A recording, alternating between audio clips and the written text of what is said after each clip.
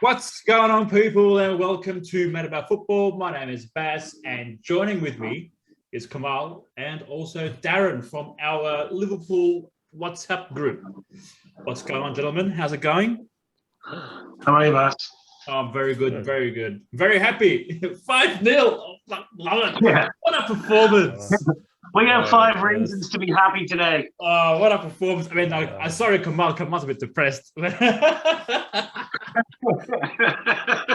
not gonna lie. I did watch the Watford Liverpool game, and domination is the smallest. Total domination. Like not even a good reason. From literally first minute to like the end, it was literally just one-way traffic.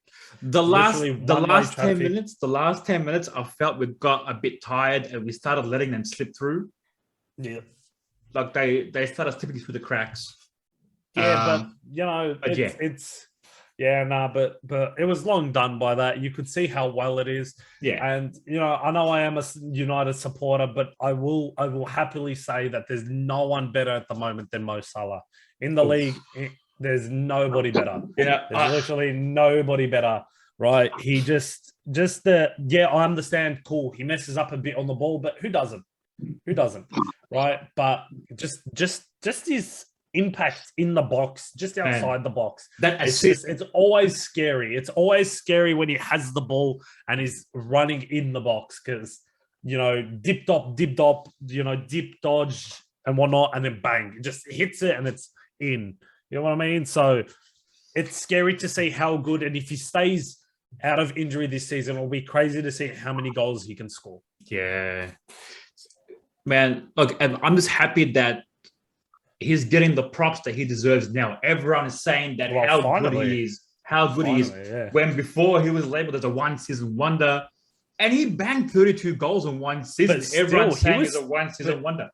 But every season he's been banging like that. Right? That's what I mean. But when he first came in, everyone was calling him a one-season wonder. He broke a record as the most goals scored in one season. Brentford, Chelsea, what a banger of a game as well. That was a good game. Second half, Brentford was Mendy's a beast, bro. People don't realize how good Mendy actually is as a goalkeeper, right? Chelsea parked the bus. At the same time, it reminded me of like Jose at the start of his Spurs career, where they'd go 1-0 up, they'd park the bus, but then they couldn't keep it up. They couldn't keep it up. Yeah, they couldn't last the full 90, and then they concede, right? But so I reckon good for Brentford. It shows them how good they're actually trying and how that they deserve to be in this Prem. They're playing very, very good football. Thomas Frank, I think his name is the manager, has got them playing very, very well. Anyways, and even Chelsea's like back three, right? Back five. No, they played a back three, bro. Who's in the wings? Malag Sarr. I don't know who he is. Malag Sarr and Chalobah on the wings. Oh, on the wings, Chilwell and Azpilicueta. That's it. They're both defensive players. That's five defenders. As a lineup, they played a 3-5-2. It's not. That's a 5-3-2. 5-3-2. Yeah. With Azpilicueta, Ruben Loftus-Cheek as well could be a very finally be able to getting his coming in his game times. Game time, coming. He played a full 90. He's been doing very well. I was surprised Jorginho didn't even come on this game, right? Jorginho, N'Golo Kante played a full 90, which was cool. Lukaku came off, but he wasn't 100% and whatnot. But yeah, all right, let's get to it. All right, let's go to our prediction screen to give our predictions for the whole season.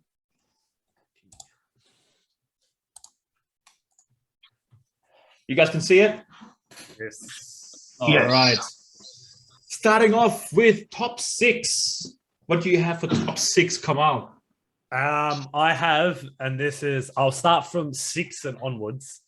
I have in the sixth position, and it's a very controversial one because it could be a big hit or miss. I have Arsenal as my top six. Interesting. As six. I feel like with now they have all their players fit and whatnot, they have no excuses. But at the same time, this is a very decent defensive team they have. Very young kids, you know, they can give it. They'll do a bit of upsets, right? As much as I'd love for them to flop and then their Amazon documentary to be real funny to watch. It's going to be funny anyway. Yeah, it's going to be funny anyway. Yeah. But still, you get what I mean? But yeah. In fifth, I have who do I have as fifth? I have actually, yeah. Ooh. I have Everton. Yeah, decent. Everton. I think Everton might get it. I have Everton as fifth. I don't see Brighton staying up in that top six. Yeah, for a full season. I don't think they have the depth and whatnot. But hey, you never know. They couldn't even score against Norwich. Yeah. In my fourth, I have United. Right. I don't. Unless we sack Ole early and then we get in Conte and then he goes unbeaten for the rest of the season, I don't really see us competing for the league. I just think we don't have that mentality. We don't have the mindset. You know, we don't. We have the players for it, but no tactics. No tactics. Just yeah. In third, I have Manchester City. Ooh. Yeah. Ooh. I think City are going to have an off season in a sense, right? At the moment, they look unstoppable. I mean, against Burnley, they're banging two goals. You could also say that for Liverpool and Chelsea at the sense they both look unstoppable as well, right? But yeah, I think City this season will, you know, when you compete at the top for so many years, it's going to be hard to stay up there. You know, you will have bad season, and it's understandable. Yeah.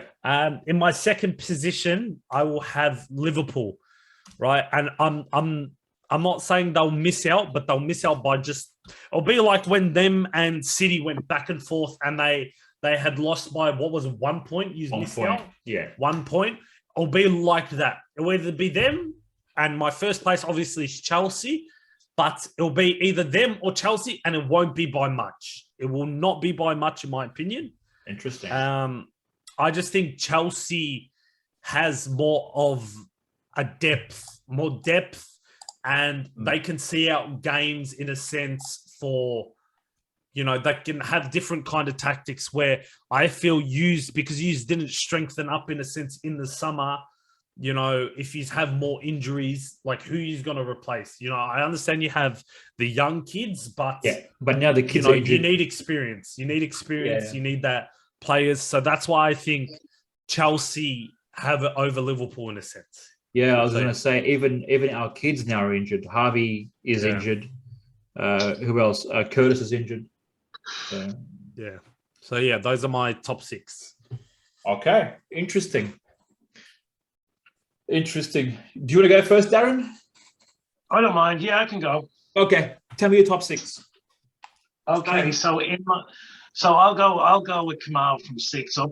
I went for West Ham in 6. Okay.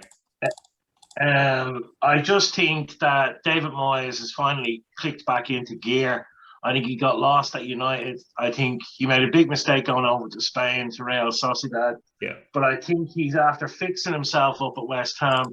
And I do think that they're a better side than most people are giving him credit for. And he's a better manager. And I think he's got a settled side. And if he can keep Antonio, I think he can easily get top 6. Yeah, that's a decent shout. I like West Ham at the moment. They're yet to play against Everton, but I think they got unlucky last week against Brentford. They lost 2-1. But if they can maintain this sort of form that they're in, I think without a shadow of a doubt, they can retain that top 6 position.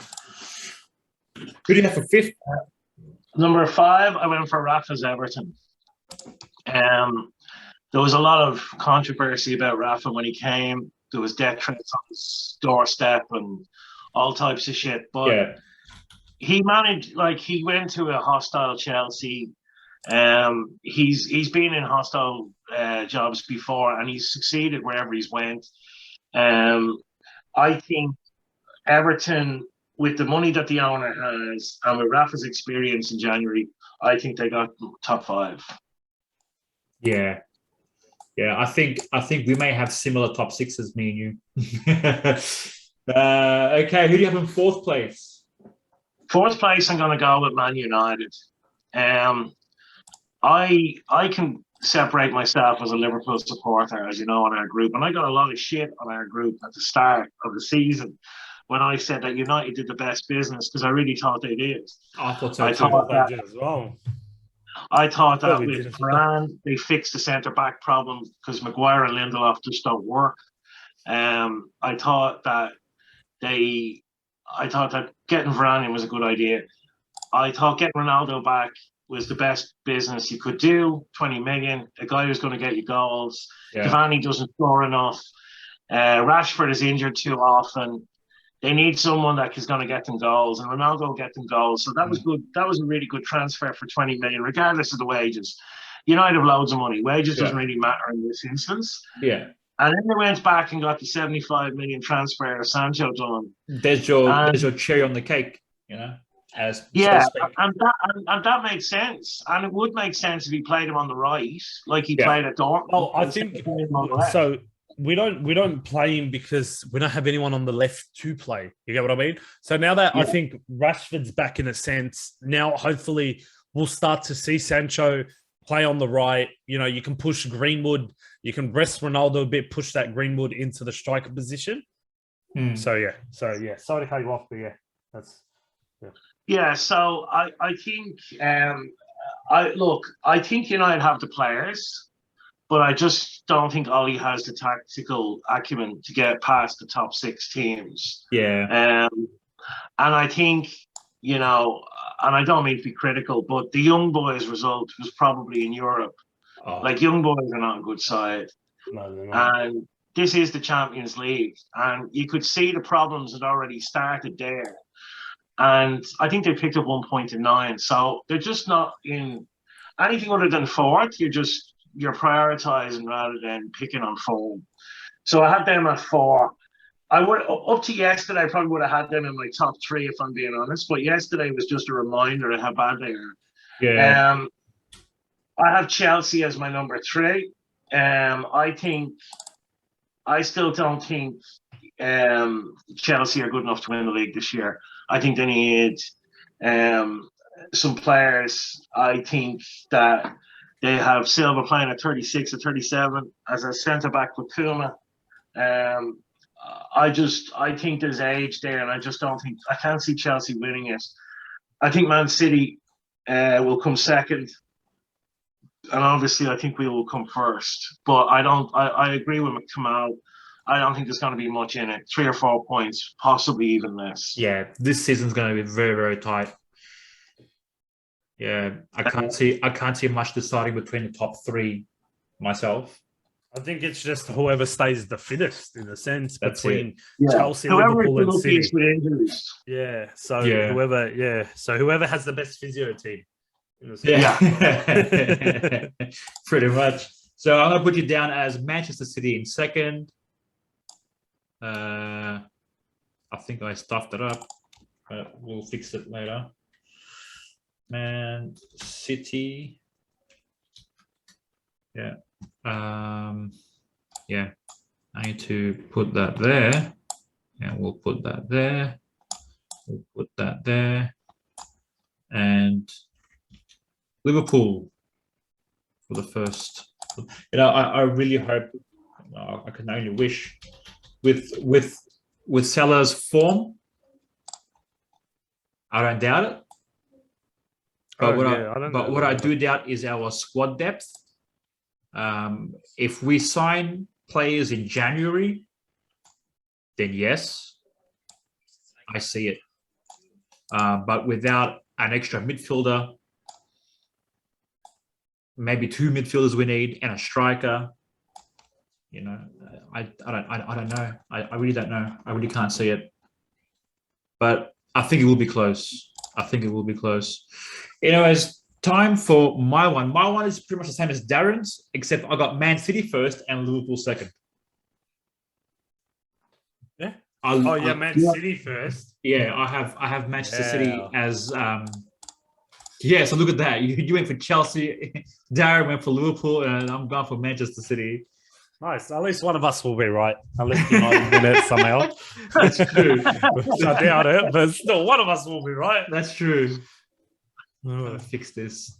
So you have West Ham, Everton, United, Chelsea. Nice. I've got Everton, West Ham as 5th and 6th. I'll just quickly. Are we all agreeing that Mo Salah will win the Golden Boot? I've got him down. I've got him down as my Golden Boot winner. Okay, cool.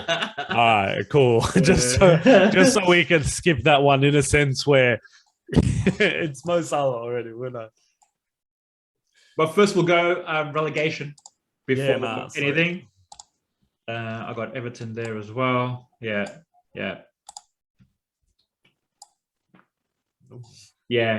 You're right. In terms of West Ham, Moyes is a great manager, and it's time that people are recognizing his skill.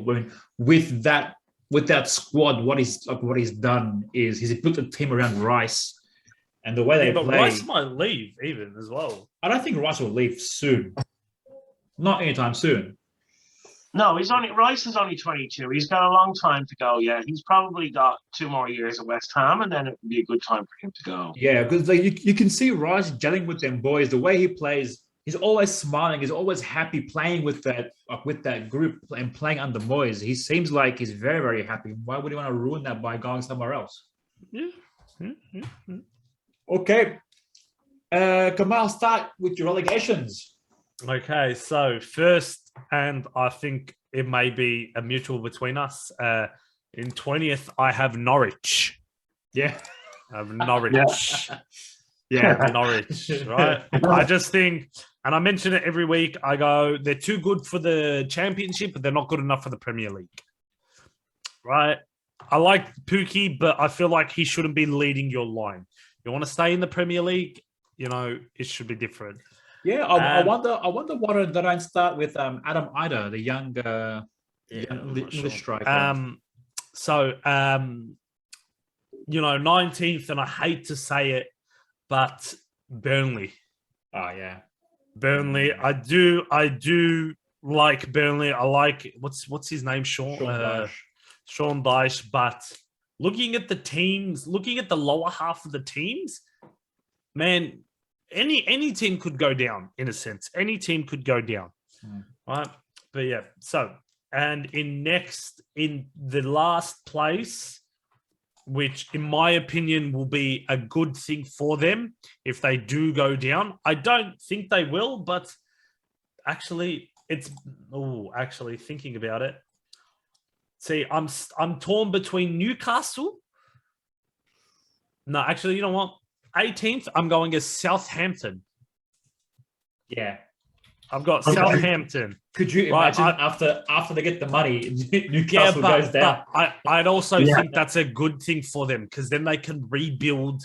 They can rebuild young. They get back in the Premier League. They get even more money, and then they can just splash out. Right? Money is no object for them, but going down to the Championship means that they're not going to get any players. No one will go to them. They'll get players soon enough, I reckon. But yeah, in my opinion, Southampton. I feel it's just nothing's going right for them in a sense. Yeah. I feel it's just going to be a very, very long season for them. Again, losing Danny Ings, losing Vestergaard, not strengthening up in replacements for them. I really like what's his name again? Livramento. He's one of my breakout. He'll be one of my young players of the season, but it's just unfortunately, I don't think so.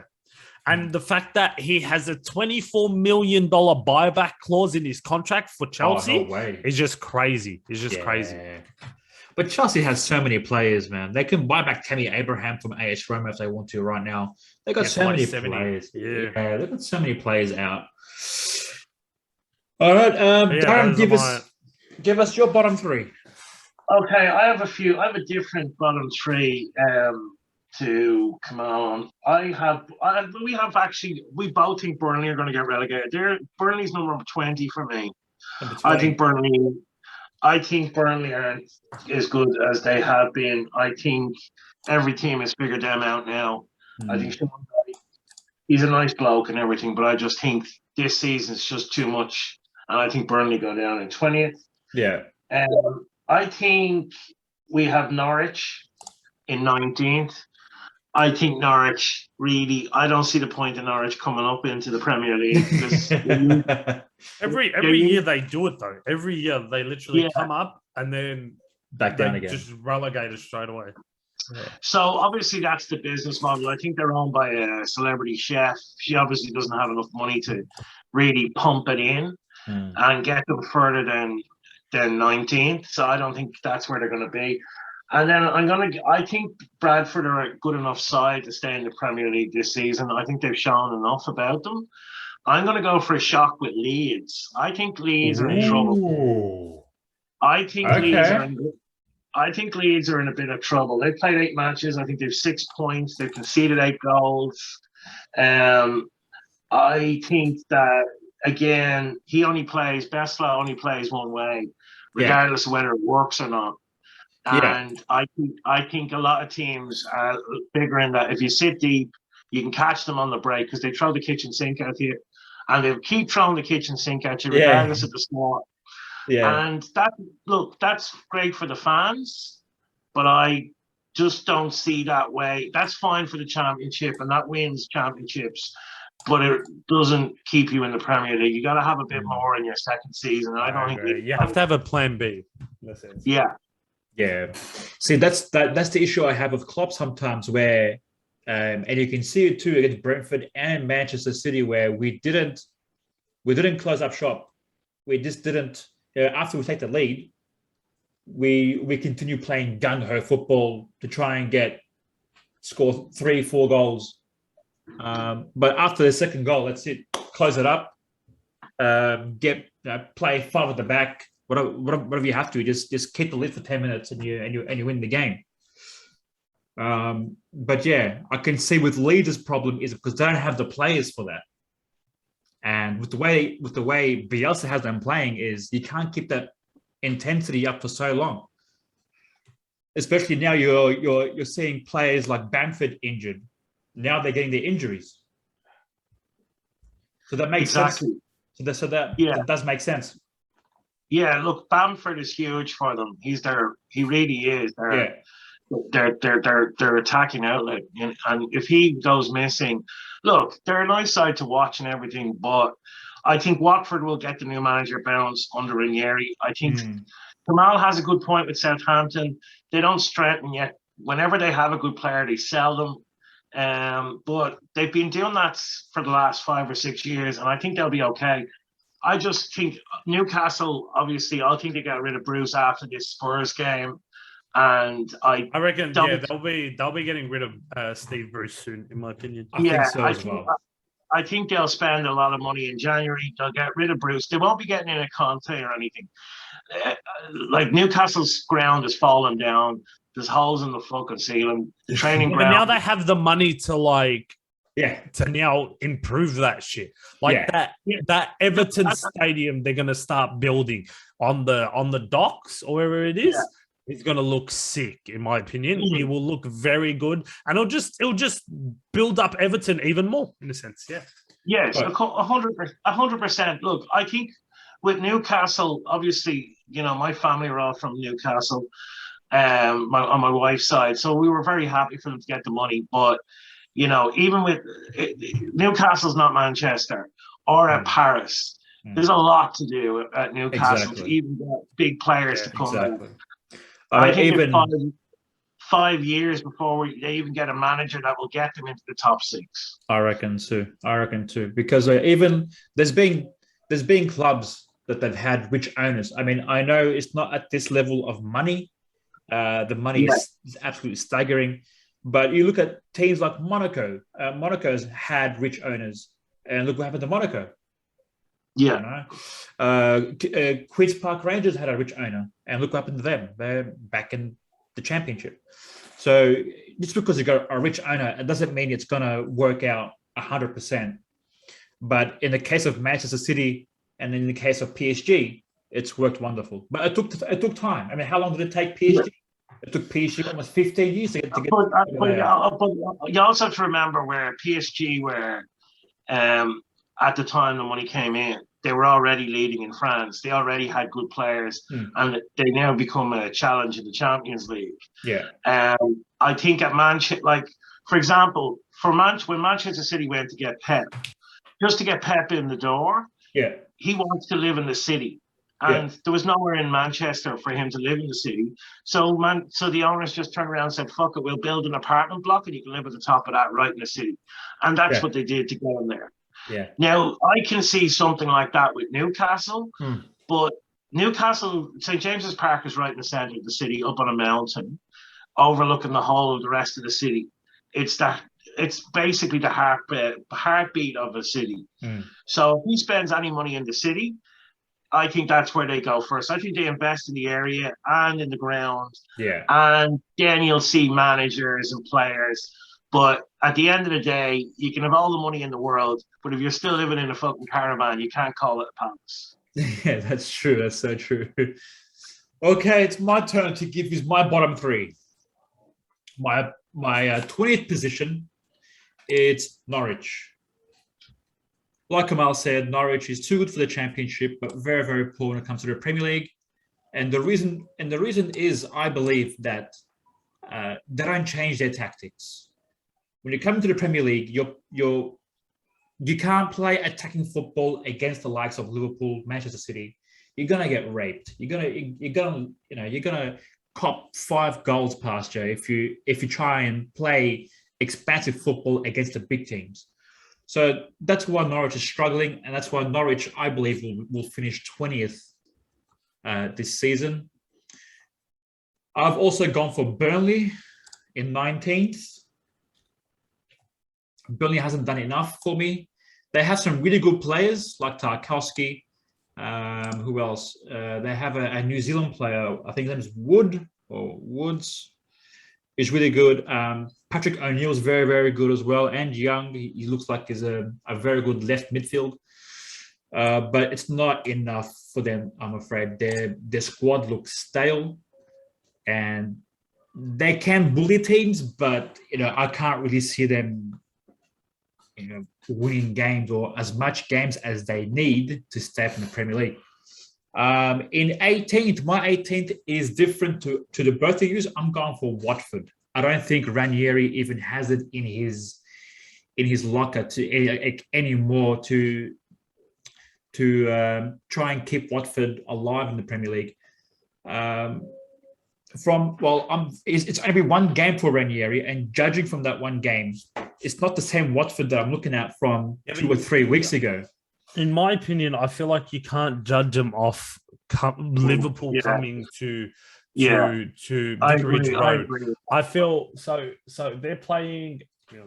They're playing Everton next. Maybe judge them off the Everton game, where, in my opinion, you can't judge off a Liverpool team where the past 3 seasons they've been very, very dominant over everybody. Where last season, yes, but you could see the injuries. Where the season prior, they dominated everyone in the league. The season prior to that, they missed out on the league by 1 point, right? So I feel like you can't judge Ranieri off a pumping off Liverpool because, in my opinion, it was expected. I know it was expected. It's not really expected. I didn't think we will pump them 5-0 at their home ground. I thought, okay, we'll win. We will win, maybe 3-1 or 2-0, 3-0, but not 5-0. And but for me, look at the goals. Look at the goals that Liverpool scored. Also, yous are just no one's not conceding them. in a sense. No matter what team plays like that, even if a team played against Liverpool like that, you still conceding those goals. Yeah. Right? You know, you have Mo Salah doing happy feet in the box and then just happily pinging them in the goals. Mate, you know, anyone, you're doing that, bro. And in my opinion, you know, I'm not going to judge Ranieri off. I'm still going with Watford because it's Ranieri, because after he won the league with Leicester, the year after that, when they sacked him, he wasn't good enough. He wasn't maintaining.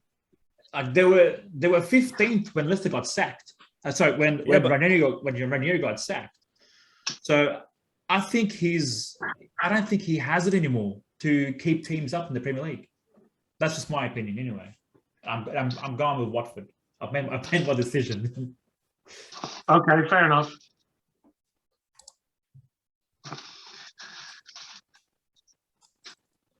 All right.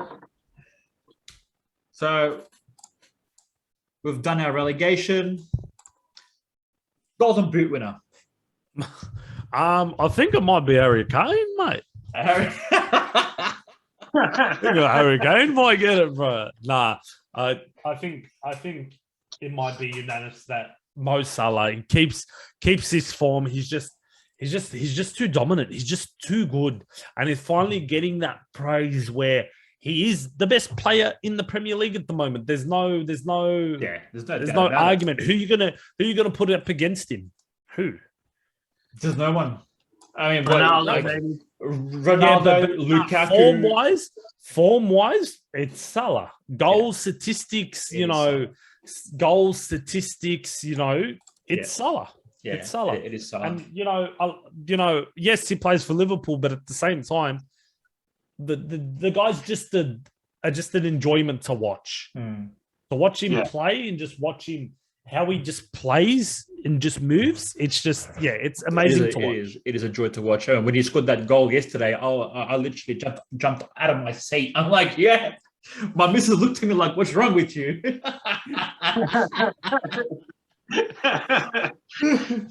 Yeah, he is. He's an amazing player. He's playing at the peak of his powers right now, and I'm loving it. Absolutely loving it. Yeah, look, I've picked Salah for Golden Boot. To score that goal against Manchester City 2 weeks ago was special because it was Manchester City. You know, anyone who beats City or tries to beat City, we've all seen City smash everyone. Yeah. But to do it the second time in 2 weeks again in his next game is special. Look, I think we're getting prime Salah now. I think he's hit his prime years. Usually from 28 to 31, 32 is the prime years. And, hopefully, look, Liverpool historically don't like breaking wage structures, but I think Salah we have to make an exception to the rule. You break the bank for Salah. Yeah, I think so. He's a once in a generation footballer. Like straight away, I saw in the rags this morning on the Sky gossip and the BBC gossip that Real Madrid are looking to offer up Hazard and cash. Like we just need to nail him down. I think to a new contract, 500k a week, match him to Ronaldo. He's been spoken about for a Ballon d'Or, and if you want the best player in the world in your team, you got to pay him that way. So I think we will.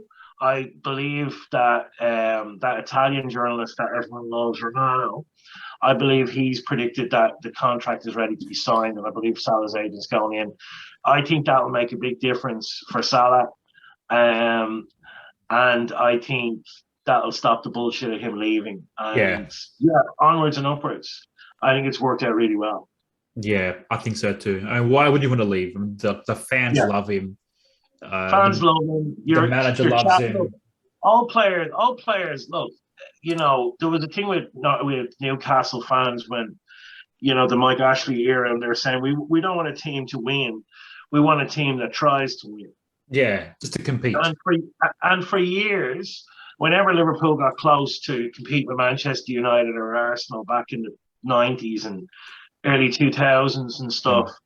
It was always the fact that whenever we had anyone good enough to make the team, like a Xabi Alonso or Suarez or one would come in, and then the next dawn would leave straight away. That's true. For pastures greener. So for Liverpool, if we're not going to sign players, which we haven't since we won the fucking league, I'm not talking about we haven't. If you think about it, once we won the Champions League, we didn't sign anyone else. Yeah. We're invested in the squad. This is a new thing for Liverpool. They've never invested like this. Yeah. They've never tried to keep a team together. So it's new ground for us. And I think we have to break the wage structure for Salah. I think we will. And I think he gets the golden boot comfortably.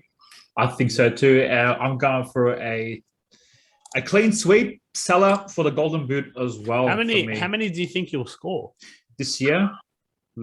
34 to 35. No, but still, but that's Premier League alone. Like Premier League alone. I think you'll get 30 goals in the league, and I think you'll get 4 or 5 goals in the Champions League as well. I reckon he'll get like 27. That's in my opinion. Yeah. I think he'll get like a 27. I think he'll get 30 goals as well. I think we'll come close to the record. PFA plays football of the year. Okay. PFA. See, this is a tough one because you could say Salah, but again, it's so early to depend on form. Yeah. I think PFA is always linked with the winners of the league. Yeah. Mm-hmm. So for you, if you say Chelsea, then maybe it's Lukaku or I wouldn't go Lukaku or Kante. N'Golo Kante, maybe. Look, if Chelsea wins the league, then their PFA is got to be a Chelsea player. That's just the way it's been. Like that's the trend of how it's been for the last maybe. Obviously, I didn't think Kevin De Bruyne deserved the last year. No way. No, I didn't think so. Last year it was Raheem Sterling, wasn't it? No, it was Kevin. Kevin De Bruyne. De Bruyne. Oh, what did Diaz win last year? Oh no, it might have been Diaz actually. I think it was Diaz. Maybe. I don't know. It was a Manchester City player. Yeah. So you are going with the right. So if Chelsea, if you were to go with Kamal's pick at Chelsea, you'd have to pick a PFA from Chelsea. I think so. I'm going to go, in my opinion, I'm going to go Jorginho. Okay. Yeah. That's decent. Okay. Because I feel like he's very underrated in the Chelsea aspect where he really ticks that midfield, right? He really picks that midfield. Him and Kante, even Kovacic, they just gel together, do really well. Especially with how he did well in the Champions League, how well he had at Euros, how good at Euros he had. Yeah. I think his momentum will only get better. Well, let's see if he gets the game time, because at the moment he hasn't been getting the game time. I think maybe is he injured or something? I have no idea. No, he just played on the bench. He was on the bench the last game, but at the same time, is that his part, Jorginho?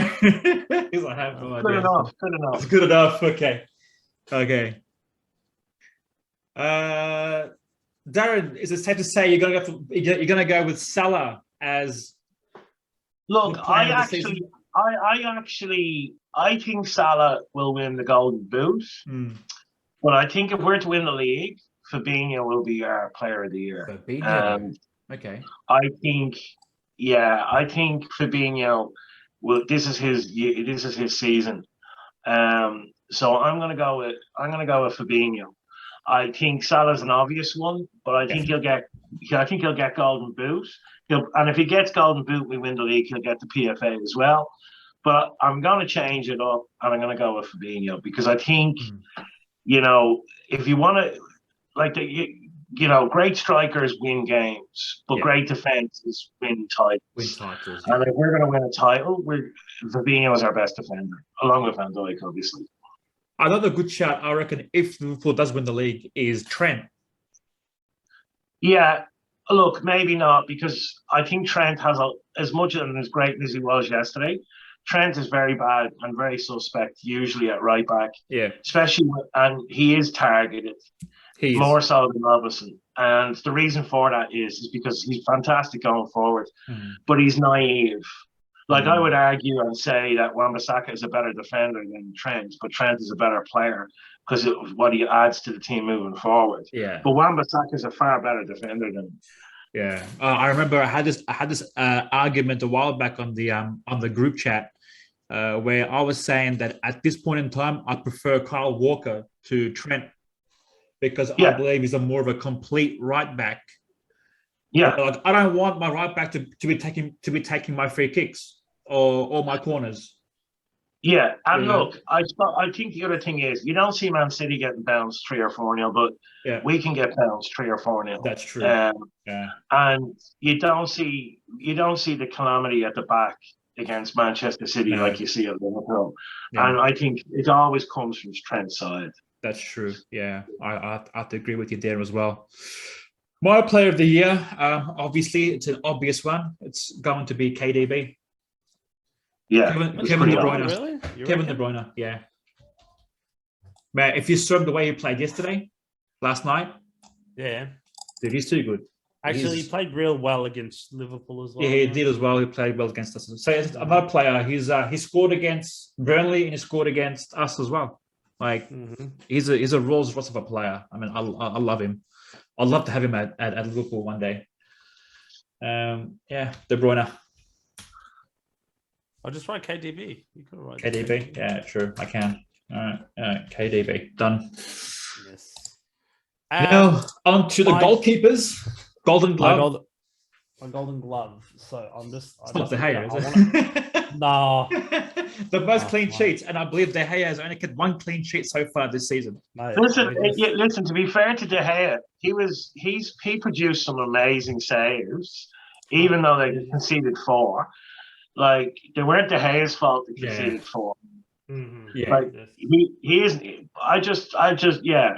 De Gea's got a lot of stick, unfairly in my opinion. He's still a world-class goalkeeper, I think. So Mendy, Edison currently leads the charge at the moment with 5 clean sheets. Then it's Roberto Sanchez from Brighton. Interesting. Yeah. Roberto Sanchez, Alisson, Mendy with 4. And in my opinion, obviously to win leagues, you have to have a proper defense, right? Yeah. And keep the clean sheets. In my opinion, Mendy? and after yesterday, I'm going Mendy. Mendy. Good choice. I'm going Mendy. I think he's real good. I think he's really, really good as a keeper. Yeah. Oh, my microphone just... Whoopsie. All good? Yeah, all good. Mendy.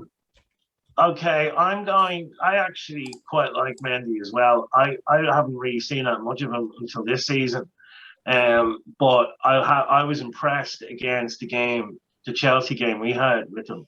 When they went down to 10 men, we peppered their goal. Yeah.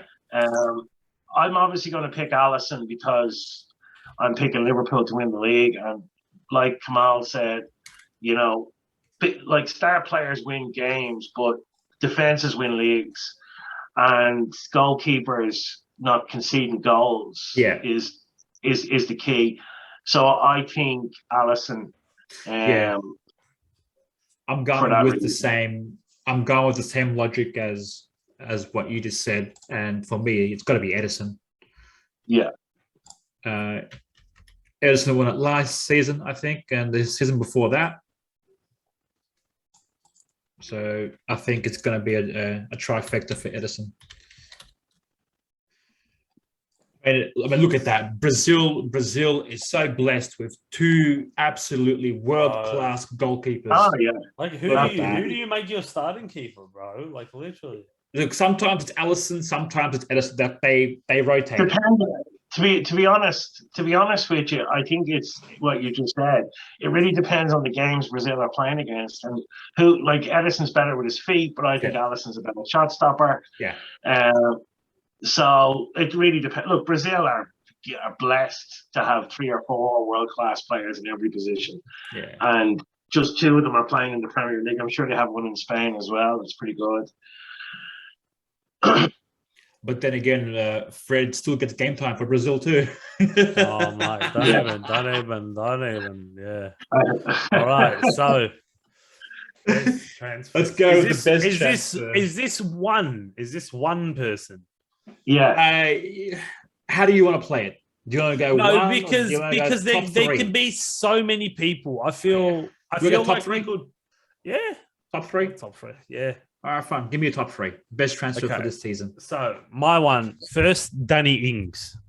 Ooh. Yeah. Okay. Danny Ings to Aston Villa for 30 million, in my opinion, is a sound right deal, right? He came out of nowhere. No one knew it was going to happen, right? And he performs. You need goals. You need goals. Yeah.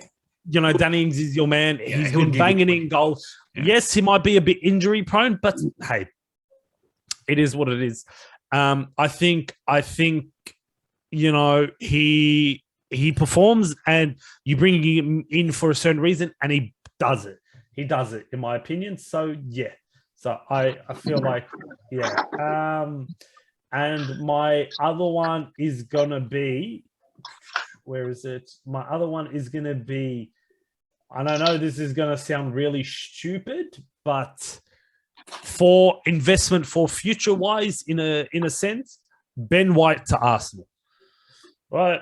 Which sounds dumb for 50 million, but it's an investment for your future.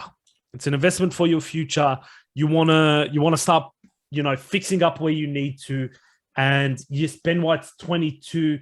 He showed, you know, glimpses, and he's you can see how good of a defender he is. Yeah. And in my opinion, if he keeps continuing, he's only going to get better and better, and it will help Arsenal. And my last player, in my opinion, and now that he will be playing in his natural position, it will be Jordan Sancho. Yes, Jadon Sancho. Right. His first 11 games every season in the Bundesliga does nothing. Does nothing. 6 games. Now, you know, after that, he scored 6 goals, 7 assists, whatnot.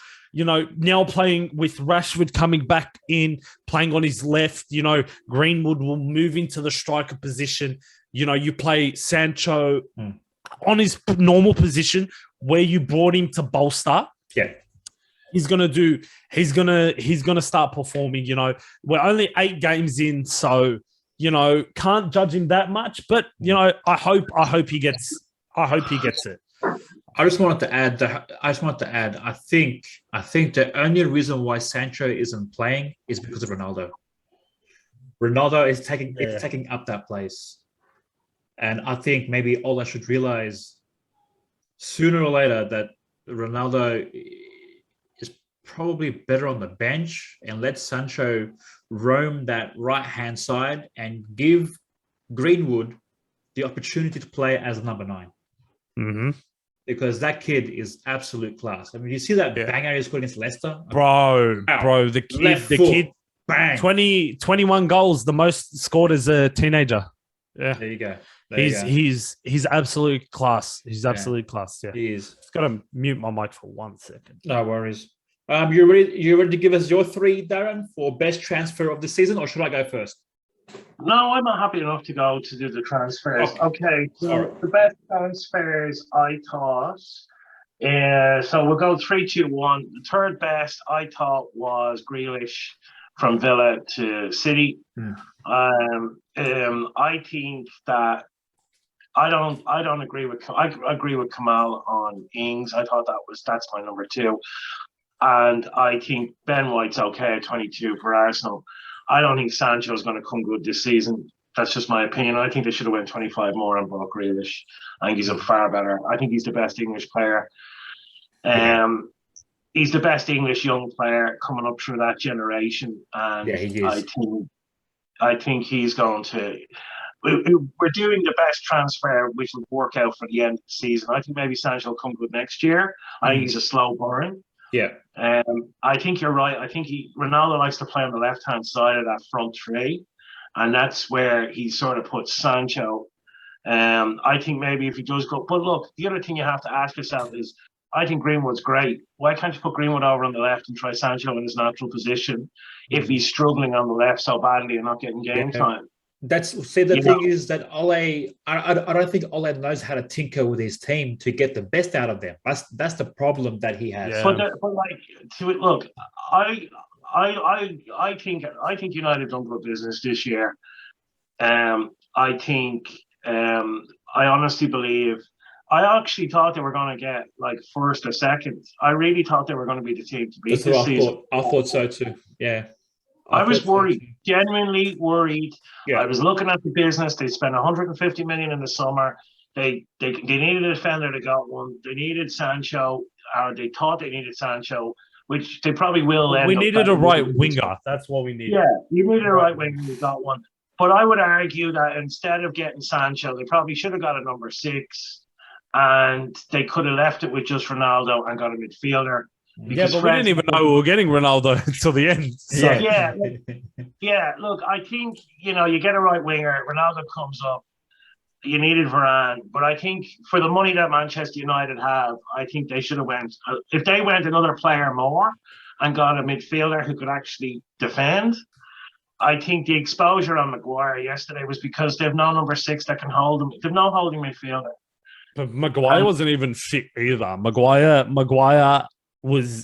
he's still rusty. He's literally hasn't been training that much because of his injury and whatnot. And Ole was like, yeah, nah, cool. I'll throw you back in there. I'll just throw you in there. And he done the same thing with Luke Shaw. When Luke Shaw came back against Everton, he hadn't trained all week, but he started. Right? I don't understand that. But yeah, but that's piss poor management. Yeah, it is. Like for example, McTominay plays right back for Scotland.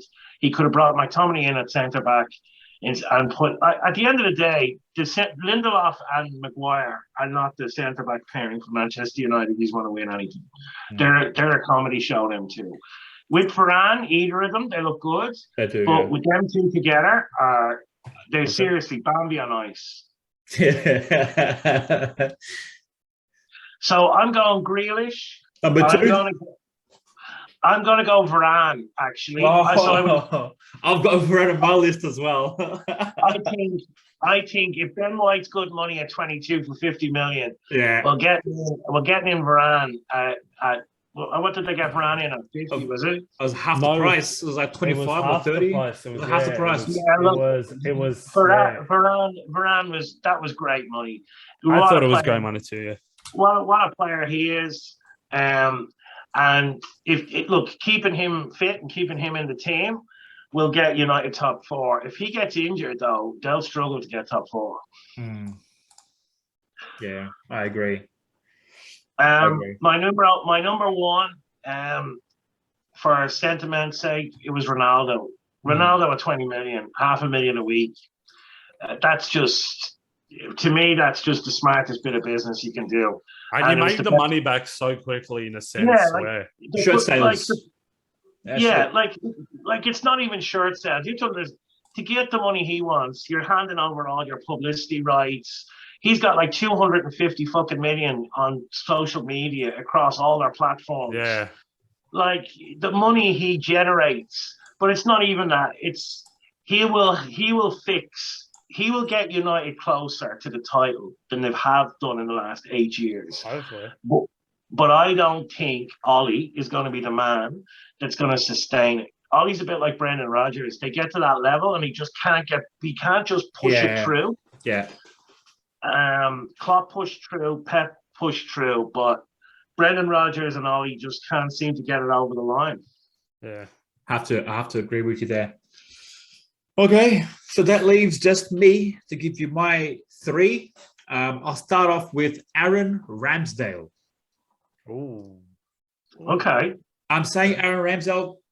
In the beginning, it wasn't my favorite transfer. It was a transfer for me that didn't make sense unless he was going to be a starting goalkeeper. And now that he is the starting goalkeeper, I can see why they bought him. The guy's mentality is second to none. Like he runs that defense. Mm-hmm. He's very vocal. He communicates. He commands his area. Like we were saying that Martinez was the better goalkeeper, that they should have let go of Leno instead of Martinez. Yeah, we've been saying that for a while now. But Ramsdale, I think, is even better than Martinez. Mm-hmm. Because Ramsdale actually, he has the mentality and the determination to win games, to stop shots and keep clean sheets. How many shots has he saved Arsenal from losing games now? Just in the last 8 games or 7 games. He's kept how many clean sheets? That's why I think for me, the third best transfer for this season will be Aaron Ramsdale for Arsenal. Yeah. Okay, fair enough.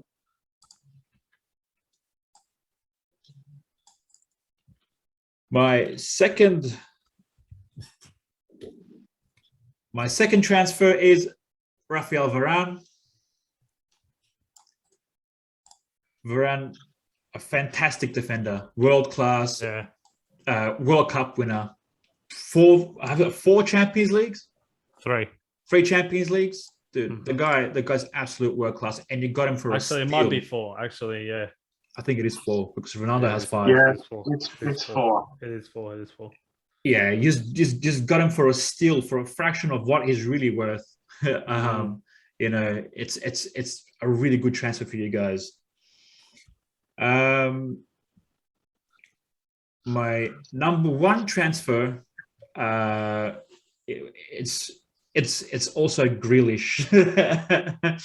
Grealish for me is one of the best young talents in the Premier League today. I mean, I just enjoy. I used to enjoy watching him at Aston Villa, not so much now while he's at Manchester City because I don't. I think he's having a bit of a hard time at Man City at the moment, but he'll come good, and I believe he'll come good. The way he just win games on his own for Aston Villa last season was just a joy to watch, and that's what made him, I reckon, probably top three best Premier League players last season. Yeah. So Grealish for me will be the best transfer going forward this season. Okay. Now, one player to pick for the Young Player of the Year award. Okay. So my young player will go to Mason Greenwood. Mason Greenwood. Yeah, it's just not Mason Mount.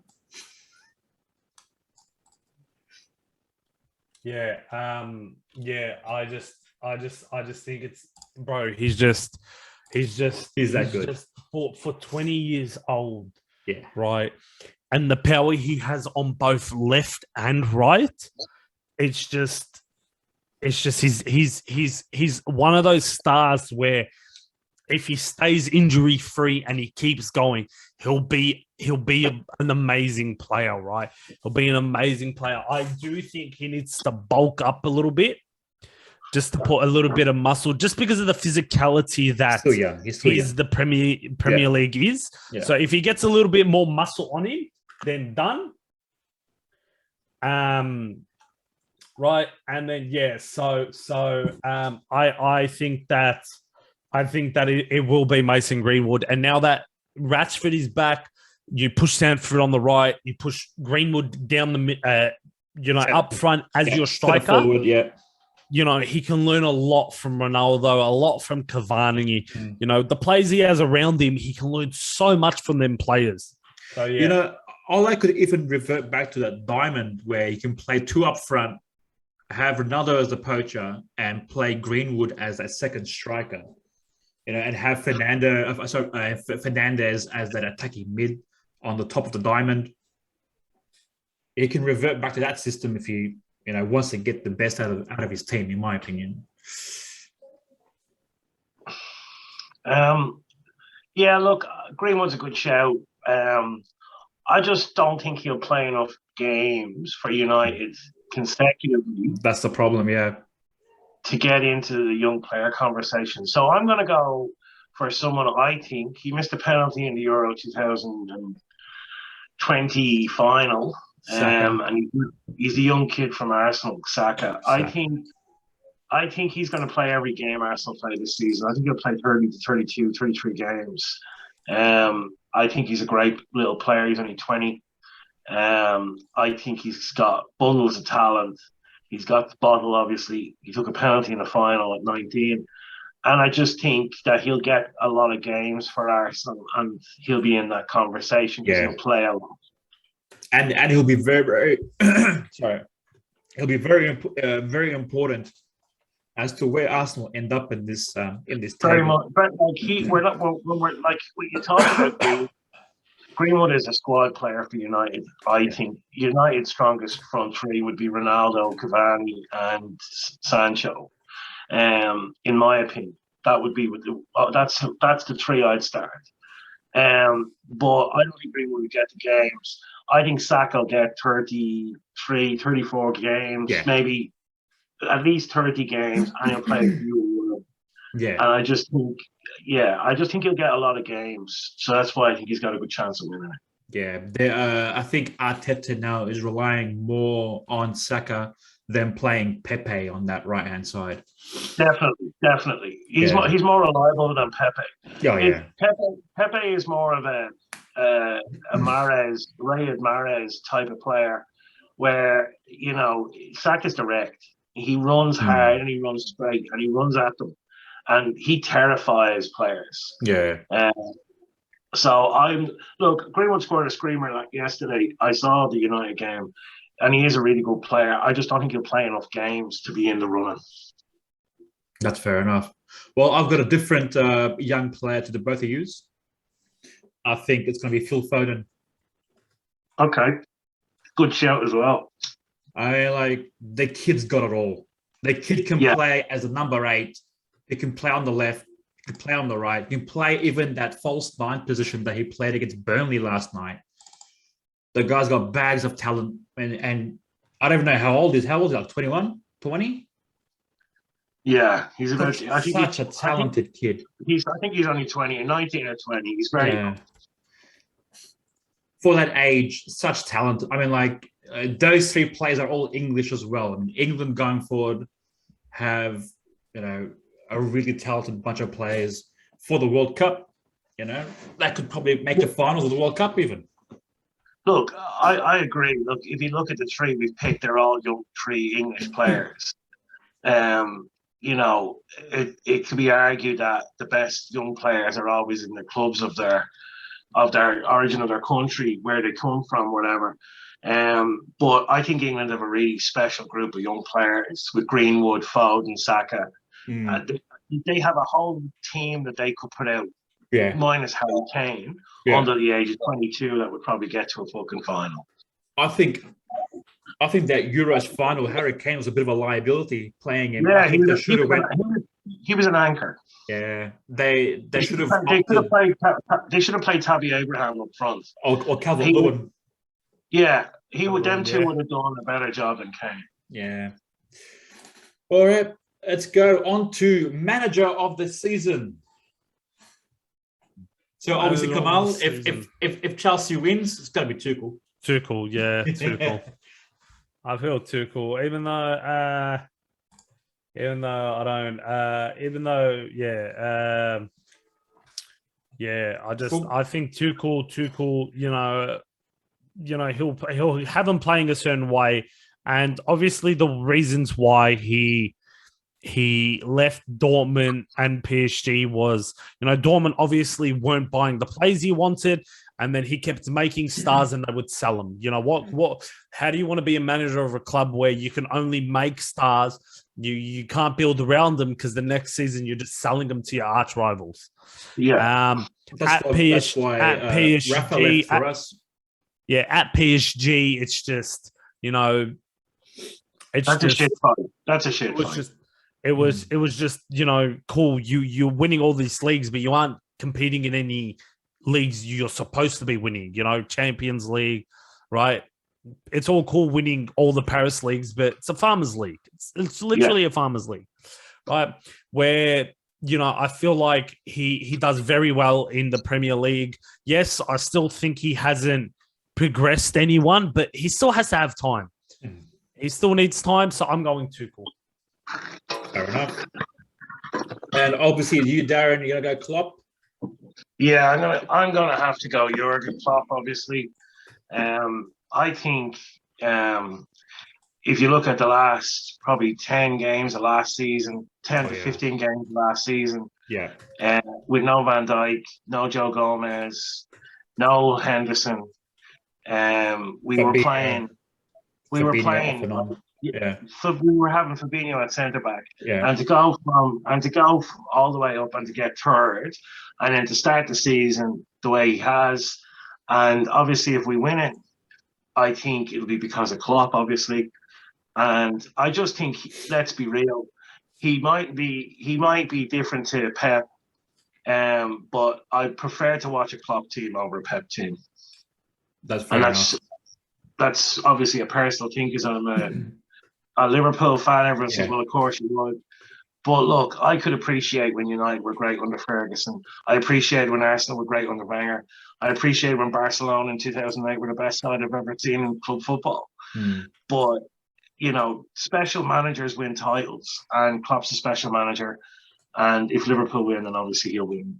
I have to agree with you. I totally. I mean, I am a Liverpool fan as well.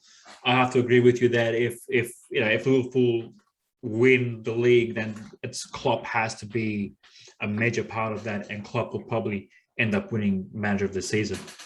However, I did say that Man City will win the league. Therefore, it's usually whoever wins the league wins manager of the season. So for me, it's going to be Pep, even though I'm not a big fan of Pep personally. No, and that's because of my bias. You have, like, for all the things you say with Pep, he got a lucky draw with the Barcelona job because he was there as a player. But look at what he did at Bayern. He didn't really do much at Bayern. He didn't do much. No, he didn't do much at Bayern in the Champions League. But like, he won the German league a few times over. Yeah, but Bayern, it's literally a farmers' league. They've won it 9 years in a row. Yeah, fair enough. But he got. But you see, when you look back on his record, you look that he went to Barcelona, won a lot of things there. Went to Bayern, won a lot of leagues and cups there. Didn't win the Champions League. Went to Man City, won 3 Premier Leagues, and he's probably going to win the Champions League probably this year. I think if they don't win it this year, they're never winning it, and he'll go by the end of the season. Pep. Yeah. Well, Pep actually came out and said that he's going to leave after his contract runs out. Yeah, 2023. So in 2 more years. 2 more years, he's going to leave. Okay. Last but not least, our last category, flop of the season. Flop of the season. Now, you can include a whole team if you want, like a whole club, or you can include a manager if you want, or you can include just a player, or whoever you want to include in this. You can include flop of the season. Kamal, do you have one? I'm trying to. I've got one. It's a bit controversial, but sure. In my opinion, for the price tag that this player's coming at, and on the who? From what I can see, 8 games in, nothing's changed. Can I guess? Sure. Romelu? Oh, yes. In my opinion, it's Lukaku. In my opinion. It's going to be Lukaku. But for Chelsea to win the league, he has to be integral. Like, he's going to be. He has to. He's going to 20 plus goals. Minimum 25, not 20, 25. 25. Minimum. And that's alone in the Premier League, right? That's alone in the Premier League. Yes. Right? And you think he'll flop? I think he'll flop, to be honest. If he flops, then Chelsea's not going to win the league. I'll tell you that. you have others. You have others. That's the thing. You can put Kai Havertz. You can put Timo Werner. No. You can recall Tammy Abraham. No, they can do a lot. In my opinion, but still, in my opinion, I'm not saying he's gonna not flop and score goals. He will score you goals, but my thing is his performances. Right. It's in my opinion, he's still the same Lukaku that was at United. First touch horrible. Will never perform against the big teams. Will pump the small little teams all good. Yeah. But when it comes to actually physical contact, body to body with a Ruben Dias, a Virgil van Dijk, he's all quiet. He's in a pocket. Yeah, right? That's true. He's been pocketed. Yeah. So tell me what's the difference between the $80 million Lukaku we bought to the $130 million that Chelsea have bought? What he went to Inter Milan. He went to Inter Milan, and the league there is suited for him, in my opinion. It's very suited for him, where they give you the space, you can run, you can really open it up, and there's not that much man-marking physical presence. I see. Yeah, look, I have to actually agree with Kamal. I think he's made some really good points. As you know, Bass, I wasn't a big Lukaku fan either. I got into a lot of trouble in our group by saying he was shit. I didn't rate him when he was at United. I thought he was the reason that they were so poor. He couldn't trap a ball. As a professional footballer, playing with a team that, was meant to be winning things, I just think it's hopeless. And I think that, you have to remember, Tuchel doesn't buy the players at Chelsea. That Russian woman does, Marina, whatever her name is. She actually buys the players. Yeah. And they buy their players based on stats in Europe. So he had good stats in the. Let's be real, it's not a farmers league, but it's a farmers league with cocaine in it. There's a few teams that are really good, like Juventus, Inter Milan, and AC Milan. Napoli as well is pretty good. Yeah, like there's a few half decent teams that can give anyone a game, but I think that Lukaku is probably is a good shout. Actually, I think he's right. I think he'll pump the shit teams and he'll get 20 goals. But that's not my flop of the season. You were thinking. I think he's right. I think if Chelsea win the league, I think Lukaku will still flop, and I think they've got. I think Werner comes alive if Chelsea win the league. Second half of the season, and he takes over. Yeah. My flop of the season is going to be Ollie. I'm not shitting on United because I don't know him anyway, but I think he's been given money that Mourinho and Van Gaal would only dream of. Van Gaal won things. Mourinho won things. Ollie's been there 3 years. He's won nothing. And also, I wanted to add that Ollie's been backed. Ollie's been 475 million they've given Ollie in 3 years. Yeah. 475 million. Just let that sink in. Do you remember when Mourinho got sacked? Mourinho wanted a centre back. Yeah, he wanted a centre back. Yeah. He wanted Varane, and they wanted 80 million for him, right? Yeah. And they went out and they got a Maguire, right? And they spent 80 million on Maguire. They bought Maguire in Ole's first season. Yeah, so that's what Mourinho wanted Varane. They went out and they bought Slabhead Maguire. Which I thought was a stupid bit of business, because now you get the player that Mourinho wanted in next to him to make him look good, right? They got Ronaldo for a snip. Regardless of the wages, he brings goals, and he's going to score a shit ton of goals.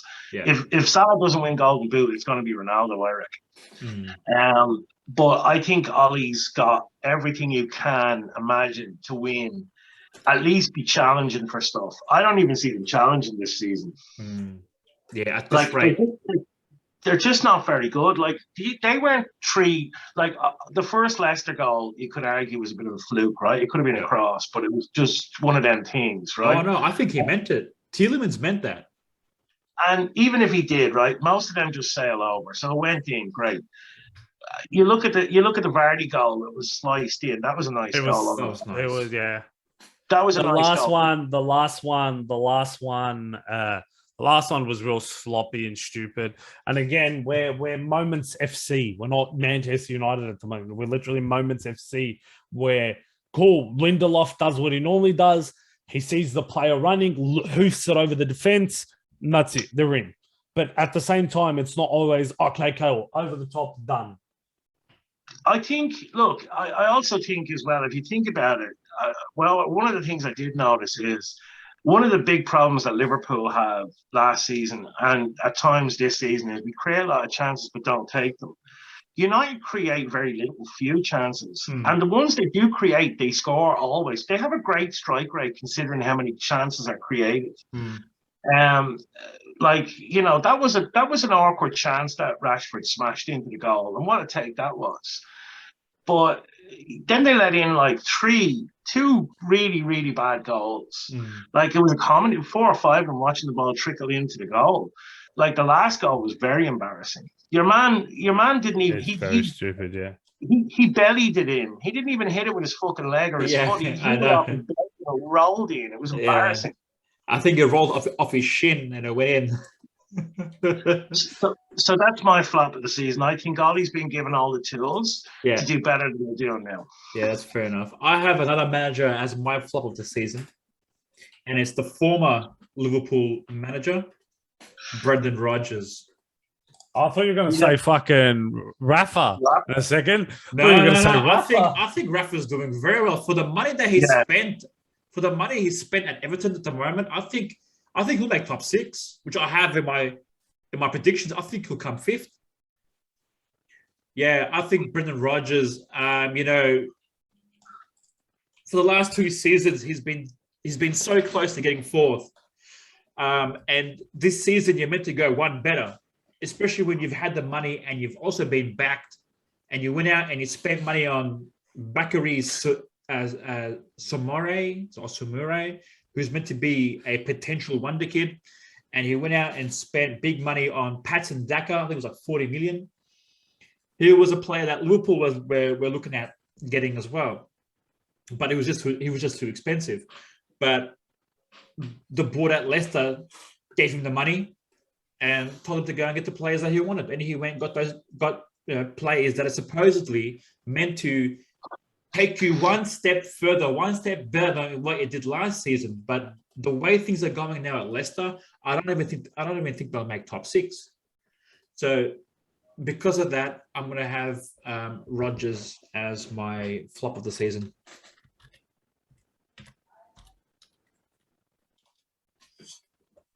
Okay, that's the end of them all, is it? Yeah, that's it. That's the list. That's our predictions for the whole season. Oh yeah. Now when the season ends, we're gonna review this. We're gonna go back and have a look at this. Yeah, look, I think, you know, come April or May, probably April. Yeah. Coming into the last weekend before the last few games, we should probably have a look back and maybe have a go at predicting the same thing again or keeping your predictions. But look, I'm happy with a lot of mine. I think you'd have to say that if Chelsea win, I think if Chelsea win, you'd probably pick all them players. I think if Man City win, you'd probably pick all them players. And if Liverpool win, you'd probably pick all them as well. I really like our young player section because either one of these 3 could win it. Right? Yeah. Either one of the 3. So it's not real that much of a thing. I do maybe regret saying Ben White now as one of my best transfers, but hey, it is what it is. No, but Ben White's a good shout too. I mean, he was a bit overpriced. 50 million is not worth for Ben White. But look, I think why I wouldn't change it is because you have to look at where Arsenal were and the problems Arsenal had at the back. Exactly. And, you know, like we all said that 75 million for Van Dijk turned Liverpool fortunes around. Yeah, that's true. And, you know, like he's only 22 and he's already fixing Arsenal. Arsenal haven't had a good centre back since, you know, Sol Campbell days. Well, Koscielny, yeah, but even then, like really, Arsenal used to give nothing away. It was hard to score against Arsenal. That's very true. So, like, I don't think that's too bad. He's got a good age. He might come really good. And look, if he gets Arsenal into top six because of the way he's playing, yeah, he'll be a good transfer. Yeah. Looks like he's already developed a good partnership with Gabriel Magalhaes. So I think those two are very good defenders. And you also have to remember, Kamal, we both picked Grealish. Grealish could be a flop and play 3 games this season. Yeah, but I feel like Grealish is, in a sense, his Premier League. He has that Premier League experience. So does White, but yeah. Well, White's pretty similar. He played at Brighton and he played at Leeds in the Championship as well before that. I mean, the guy's got bags of experience. He should be good enough for this Arsenal team, in my opinion. And I think he'll come good. Look, I think the biggest worry, if it was me, I think Sancho would be a concern. Obviously, I'd be interested to see how he goes on the right side of the 3 up front, because I think he's being played out of position, and I just don't think he's mature enough and understands the position enough to be swapped this young in his career. But as I said, if Ollie was a decent manager, he'd see that Sancho's come in for 75 million, 200k a week, kid struggling, put him on the wing he's familiar and comfortable on, get him a good performance against these shit teams before the big ones come into town. And, let's be honest, if Sancho had another poor game and we rout them 3 or 4-0 in Old Trafford, I think all the problems are going to get blamed on Sancho. That's why I think he's going to feel the pressure when things go wrong in United. How many poor results does Ole need to get sacked, do you reckon? Ole gets sacked only if United don't finish in top 4. So if United if United are 15th all season and he gets to top 4, he's fine. I agree. They're going to give him the whole season, and if he wins 1 trophy, he'll be fine. Unfortunately, but Well, I hope so. You have to understand as well, right? Like, I'm digging Ollie out now because he can't make the step up. But you also have to remember that when Ferguson left, like the whole David Moyes thing didn't work out, right? That was given 6 months. That was a failure. But he wasn't given an opportunity to make that any different. Then Van Gaal came in. They didn't like the football being played. It wasn't the United way. Right? It was boring football, but they won things, right? He won an FA Cup, then he got sacked. Then they bring in Jose, the serial winner. He was meant to stop the gap. Well, his first season, he's one where he won us 3 trophies. Yeah, cool.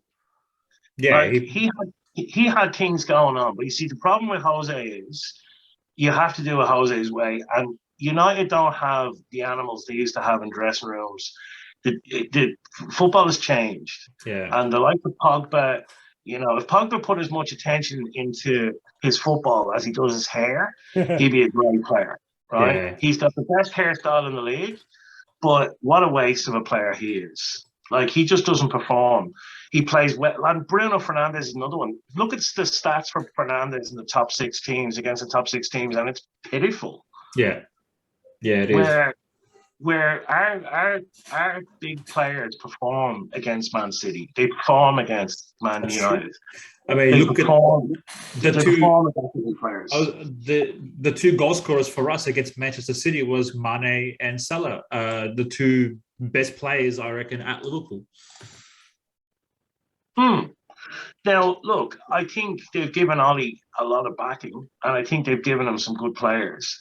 Like, there's no way Man United should be beating Leicester 2 or 3-0. Leicester were in terrible form. I think that was only Leicester's 2nd win of the season. It is, yeah.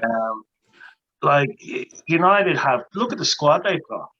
Seriously. I mean, the week before that, Crystal Palace came back. They came from 2-0 behind against Leicester and ended up drawing that game. If Crystal Palace can come back from 2-0 behind and end up drawing against Leicester, with Man United's players, they should be pumping them 3-0. I agree. It is what that's the facts. If you look at all our predictions, I know Kamal isn't in our group, But in all our group, Kamal, everyone had predicted United to beat Leicester. Every single person. Yeah. No, I predicted it as well. I said a draw. But to be honest, yeah, I told Bass, I was like, I've never predicted a United loss, and I don't see us winning. But I also don't want to predict a United loss. So I just went with the stupid, yeah. Look, I thought the first half, after the Greenwood goal went in, it was like United stopped playing. It's like when they score, they sit back, which I don't understand. That's obviously tactical. Ollie likes to play on the break. Look, Ferguson was Moments FC as well. But the difference is, if Fergie got a goal in the 83rd minute to level the game at 2-2, he would have made sure he got a point. And he would have roasted the players for the performance. Yeah, but a lot of the times as well, there was a reason why they called it Fergie time, was because he'd go for the win. He'd go for the jugular. Yes, they'll score the equaliser in the 80th minute, but then they'll go for the win late in the 90th minute. But Ollie doesn't look like they got to the Europa League final. They didn't win that. They got to another domestic cup. They didn't win against Manchester City, even though they beat them twice in the league that season. When it comes to getting the trophies, when it comes to actually getting up on the podium and getting that medal, Brendan Rodgers and Ollie just don't have that level. They just don't have it. They've tried, and you either have it or you don't. And the best managers in the game have it. That's true. Ollie won't get another job like Manchester United when he's gone. I don't think you'll ever hear Ollie go to Solskjaer again when he leaves United. Yeah, I think he'll go back to Molde FC. Yeah. I think he's done a good job with some things at United, because United were a mess after Ferguson left. Yeah. And we've still been a mess. And I think, Ferguson's managerial brilliantness, greatness, whatever you want to call it, that covered over some serious cracks. That did. And then now when Ferguson left, they just went into a mad spending on any player. But it didn't make sense to try and build a team around all these players. Yeah. And again, I think, you got Ronaldo, right? He'll play in any team. But then you got Bruno Fernandes and you got Pogba. The two of them are very similar. Like, they're not defenders. They're playmakers. They're attackers. So then you've got Fred. He's not good enough. McTominay's not good enough. Like, you're talking about challenging for titles. You know what I mean? And then you've got Maguire and Lindelof, who just aren't good enough either. And Wan-Bissaka is not good enough going forward, and Luke Shaw is not good enough going backwards. No. Yeah. The whole team doesn't make sense. But, they do need... I've said it before to Kamal, where they need a defensive midfielder. They need someone like Bissouma who can break up play and hit them on the break, start up that transition play where they just counter attack. But they need the player in the middle who can break up the play. But here's the thing, right? Like, here's why didn't United do this? They bought Varane, they got Sancho. Fair enough, he'll come good, right? But we're talking about transfers for this season. I don't think that would be good transfer in this season. I think he will become good in future seasons. I think he'll be like Keita. He'll be a long burn, but once he gets there, I think he'll be fire. Yeah.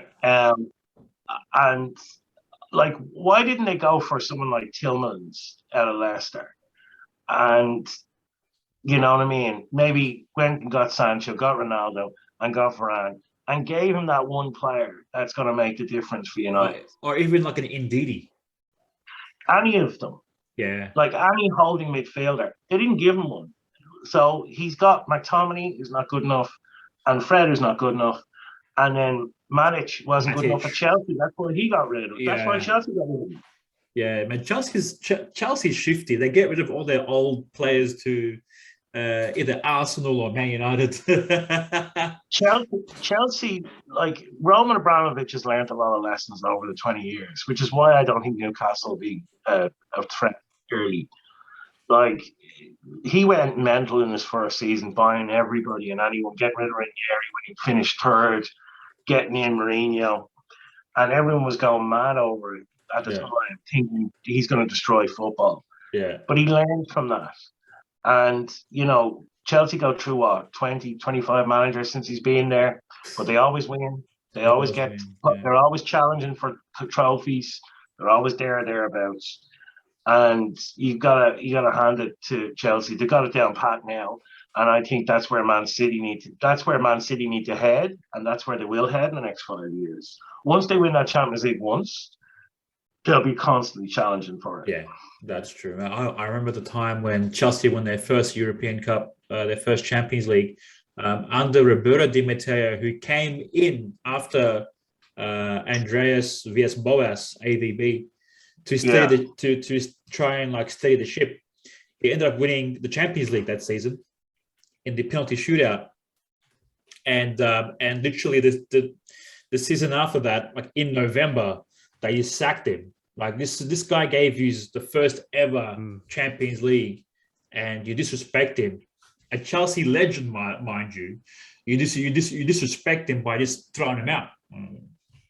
But look at what they did to Frank Lampard, and he was a bigger legend than Frank is. All that but Frank Lampard didn't win a Champions League. Frank Lampard didn't win anything.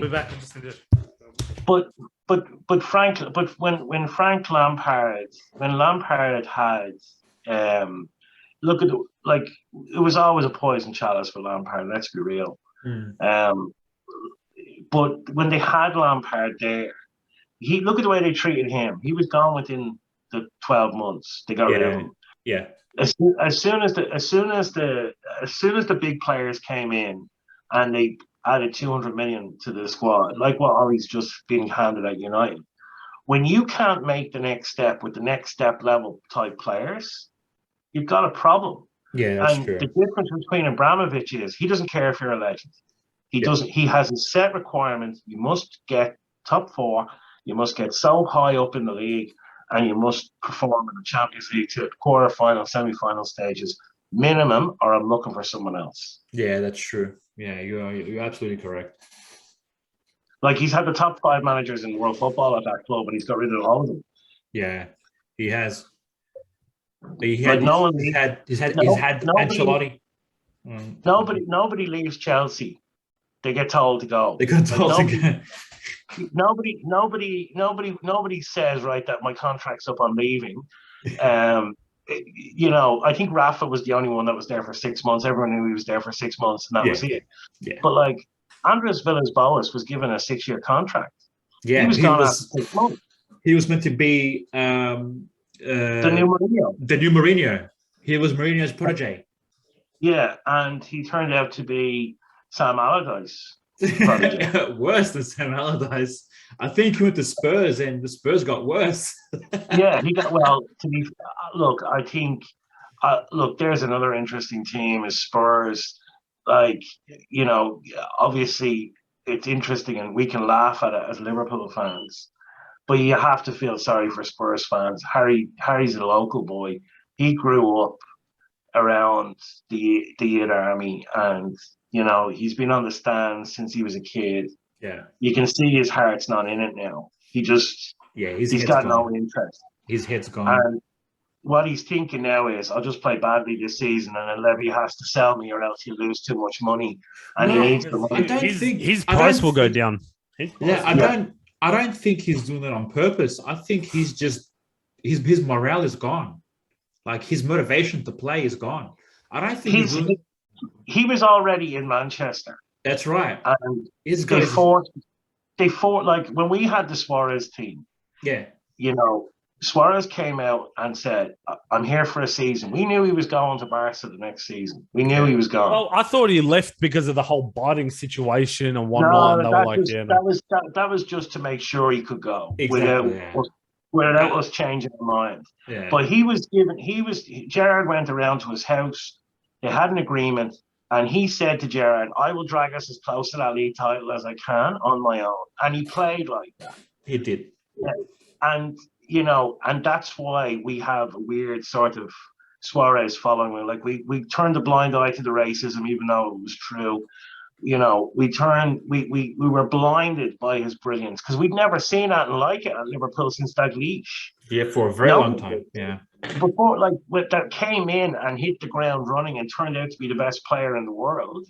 And like his prime years were spent at Barcelona, but we just got a real taste of what the prime years of Suarez was going to be like. That's true.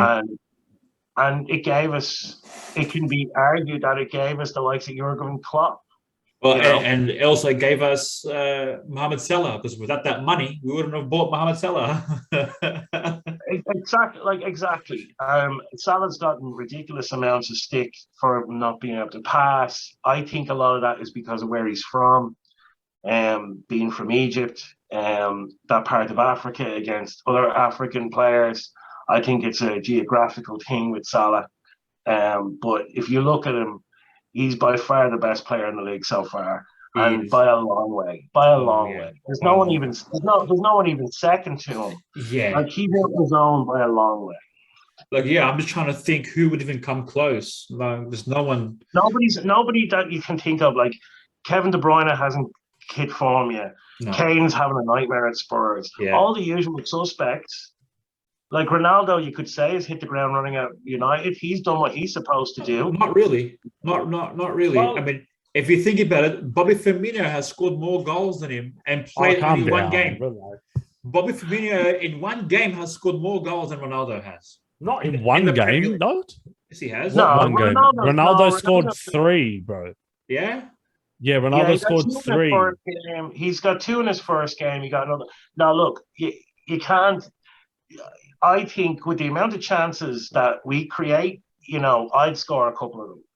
The amount of chances United create, Ronaldo literally scores every chance he gets. Yeah. And he doesn't get that many chances. He's still a Don at 37. Like, you can't deny it. You can't deny it. Yeah, you're right. I like to just give a bit of stick here and there. No, look, I've already given Kamal so much about Ollie. But it's not stick though. Like what you're saying, I completely agree. You know what I mean? I completely agree with what you're saying, where that's how I'm feeling, where I agree with what you're saying, where it's not stick, it's literally like it's good to hear it from someone else. Yeah. Look, I think saying all this, Ollie could go on a run, and he has done in the past. For the past 3 years, every time it looks like he's going to get the arse, he pulls together some really good results. Yeah. Like back at the end of last season, like they were motoring. They 18, 19, 20 games unbeaten. Ollie at the wheel. They were at the Europa League final. Everything was looking glorious. And then he goes and adds real players to the squad, like real fucking dons. Exactly. Next level players. And they seem to be playing fucking worse than they did. Yeah, last year. How do you get more and look worse? Yeah, I don't understand that. That just comes down to I'm guessing Ollie doesn't know how to get the best out of the players that he has. No, look, as well as one of the things, like I like Kamal and you. I watched the Liverpool game first, then I watched the United game straight after. Yeah. And like you could see when Liverpool lose possession, which is very rare, but when they do lose possession, you got Salah, Mane, and Bobby running back into midfield to go and try and collect it. That's right. Yeah. You watch. You put Ronaldo in there, he's not tracking back, right? No, you put Cavani in there, he's not tracking back. No. Sancho doesn't track back, right? And then you're asking young Greenwood to not only come up with the magic and track back, and he was the only one that was running back. So there's 2 players out. Then you go into midfield. You got Pogba who walks around. That's you true. got Bruno. You got Bruno who he doesn't like to go backwards either. No, he doesn't. Right. And then you're stuck with Fred McTominay and half-fit Harry Maguire. Like when you actually break this down, you can see why they got thumped 4-2, and they got slapped. 4-2 is a slapping. Yeah, it is a slapping, exactly. Yeah, you're right. Again, like let's be real. Like it's not as if they were smashed by 4 great goals. There was 2 goals there that were worthy of winning a game, and the other two were just comical. It was a sloppy. Yeah. And the first goal could be argued shouldn't have happened to Maguire. Like he was like watching a truck turn. Yeah, he lost the ball. Yeah. He's a Premier League footballer. Like, I don't get it. You call that a first touch? 80 million for that. Like, seriously. You look at Varane. Varane went for 25. Let's argue they stole him for 25, right? Yeah. Let's pretend that Varane's worth 50 to 60, right? Like, then you look at Maguire and you think, Jesus Christ. You put Varane next to Maguire. Maguire looks like fucking Jeff Hurst. But you put Lindelof next to him, and he looks like Bambi on ice. It was appalling. But you see, Ollie doesn't make the changes that need to be changed. Like he just doesn't. Like, as I said earlier, move Sancho across to his favorite wing and move Greenwood. Greenwood's a left foot player. He can't play left side of the front three. Yeah, he can. Yeah. Come on. You know what I mean? Fred's not good enough. You've played Matic, fair enough. But like, there's too many players only want to go forward at Man United, and not enough of them want to come back and defend. I reckon. I feel maybe if they played Mata, it would have been better for him. But like, how have they ended up with the likes of having to rely on him? Why doesn't Pogba stand up? Why doesn't Bruno stand up? Well, Pogba plays well for France, and Pogba is a team leader in France. But so what's the problem? I think this hasn't been. This is a Pogba problem pre-France, but yeah, it's been when Ferguson had him, he couldn't get him to play either. Pogba was there after Ferguson. It was during the Mourinho era. Oh well, even when Pogba was there, first time at United, they couldn't wait to get him out the door to Juventus. Whoever was there with him. Oh yeah, sorry, yeah. The first time, right? The first time. The second time they got him back in. Yeah. Was based on how he played at Juventus. That's true. Not based on how he played at United. And they thought he'd matured. And I would argue he's a bigger arsehole now than he was when he was 22. The thing with Pogba is that, like you mentioned it before, he doesn't like to go back. He wants to be that. He wants to be the Zidane type. He wants to be the flashy player that goes up. Yeah. But that you can have to look. Messi, there's a place for Messi. There's a place you already have that player with Ronaldo. So if you can't have Ronaldo and another player that has the Zidane role. So either Pogba toes the line and does the work that Ronaldo's not going to do. Yeah. He can't be that player if Ronaldo's playing. Yeah. Because you can't have Ronaldo and Pogba. And Fernandes. Because Pogba doesn't work hard enough. Yeah. He doesn't. You never see him sweating. You never see sweat coming off him. He always looks like he's just got out of the fucking shower. He never seems to be worried about anything. And then when he loses the head, he just makes stupid fouls and gives away stupid goals. Yeah. I honestly, I don't see a Pogba playing for a Klopp team. No, he's too lazy. We wouldn't want Pogba. He's way too lazy. What they should do is get rid of Pogba, fuck him off to Real Madrid if he wants to go, and get Tillmans in from Leicester. I'm telling you, if they don't get him, we should get him. Yeah. Because I think he's everything United don't have. Yeah. He wins the ball back, he protects the back four, and he fucking puts his foot on the ball and makes a simple pass. Bruno wants to hit the Hollywood pass all the time, and that's all well and good against the Burnleys, the Leeds, the Watfords, the Crystal Palaces, the Villas. When it comes to like the real games, watch how fucking quiet Bruno Fernandes is on Sunday. Yeah. You won't even hear his name mentioned. Well, we'll see how we go next Sunday night. Over here it'll be night. It'll be a 2:30 game in the morning. So it's going to be a cracking game. I can't wait for it. I honestly cannot wait for it. Same. Especially now we're out of lockdown. We're actually thinking maybe we should go to a pub to watch it, but it's going to be too late here to watch it, unfortunately. Look, listen, the only, when it comes to, like, I went to Sydney, to the Cheers Bar in Sydney to watch the Champions League final with about 3,000 people. It was great. But that was a final. It was their first Champions League since fucking 2005, and I really thought we would. it's a big undertaking to go to a pub at 3 a.m. to start drinking. Like it is. You can just pull open your laptop, put the sound into your earphones, and watch it while your wife sleeps next to you. Yeah, that's true. I was saying it's a bit too late for the game to go to the pub to watch it because we both have work in that morning. Yeah, it's tough going. You want to go back to bed and you have to go to work for the rest of the day. Yeah, it'd be very hard to keep up at work. Anyway, boys, I'm gonna go. I'm knackered. All right.